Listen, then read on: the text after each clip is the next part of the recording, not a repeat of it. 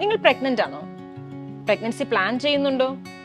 Pregnant ആകാനും early പ്രഗ്നൻസിയിൽ miscarriage ഒഴിവാക്കാനും കുഞ്ഞിന്റെ ബ്രെയിൻ ഡെവലപ്മെന്റിനും ഒക്കെ തൈറോയിഡ് ഹോർമോണിന്റെ ലെവലുകൾ വളരെ ഇമ്പോർട്ടന്റ് ആണ്. പ്രഗ്നൻസിയിലെ തൈറോയിഡ് ഹോർമോണിന്റെ ടാർഗറ്റ് ലെവൽസ് പ്രഗ്നന്റ് അല്ലാത്ത ഒരാളെക്കാളും കുറവായിരിക്കും. അതായത് പ്രഗ്നന്റ് അല്ലാത്ത ഒരാൾക്ക് TSH ലെവൽ 4.5 നോർമൽ ആണെങ്കിൽ പ്രഗ്നൻസിയിൽ നമ്മൾ അത് എപ്പോഴും 2.5-ൽ താഴെ നിർത്താൻ ശ്രമിക്കും. അപ്പോൾ ലോ ലെവൽസ് ഓഫ് TSH ആണെങ്കിലും നിങ്ങൾക്ക് മെഡിസിൻ എടുക്കേണ്ടി വരാം. മുമ്പ് മെഡിസിൻ എടുത്തുകൊണ്ടിരുന്ന ആളാണെങ്കിൽ ഡോസ് കൂട്ടേണ്ടി വരാം. ഇതൊക്കെ നിങ്ങൾ ബ്ലഡ് ടെസ്റ്റ് ചെയ്ത് ഡോക്ടറെ കണ്ട് അപ്രോപ്രിയേറ്റ് ആയിട്ട് മെഡിസിൻ എടുക്കേണ്ടതായിട്ടുണ്ട്.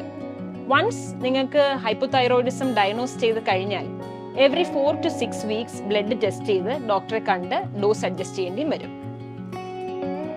പ്രഗ്നൻസിയിൽ നിങ്ങൾ എല്ലാവരും അയൺ ടാബ്ലറ്റ്സ് കഴിക്കുന്നവരാണല്ലോ. തൈറോയിഡും അയണും ഒരുമിച്ച് കഴിക്കാൻ പാടില്ല. നിങ്ങൾ തൈറോയിഡിന്റെ മെഡിസിൻ കഴിക്കുന്നുണ്ടെങ്കിൽ അത് എംപ്റ്റി സ്റ്റമക്കിൽ ആദ്യം കഴിക്കണം.